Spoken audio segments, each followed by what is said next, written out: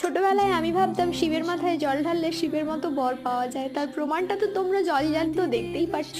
আগের বারে ইচ্ছে থাকা সত্ত্বেও শিবের পুজোটা করতে পারিনি, কিন্তু এইবারে সুযোগটা একদমই ছাড়েনি। সকাল থেকে একদম রাত্রি 9টা পর্যন্ত নির্জলা উপোস করেছিলাম। মা সিদ্ধেশ্বরী দর্শন তোমাদের আগেও ব্লগে অনেকবার করিয়েছি। জানো তো, আমার মা বলে পুজোর দিন নিরামিষ খাওয়া উচিত, আর মাছ মাংস ডিম এসবের কথা একদম চিন্তা করা উচিত না। কিন্তু বিশ্বাস করো, যেদিন আমি নিরামিষ করি সেই দিনই আমার সব থেকে বেশি চিকেন মাটন এইসবের কথা মনে হয়। তোমাদেরও কি এরকম হয়? এখানেই একটা জাগ্রত মন্দিরে শিবের মাথায় জল ঢেলেছি রাত্রি 9টা নাগাদ, লম্বা লাইন দিয়ে নিজের ইচ্ছা মনস্কামনা সব পূর্ণ করার জন্য।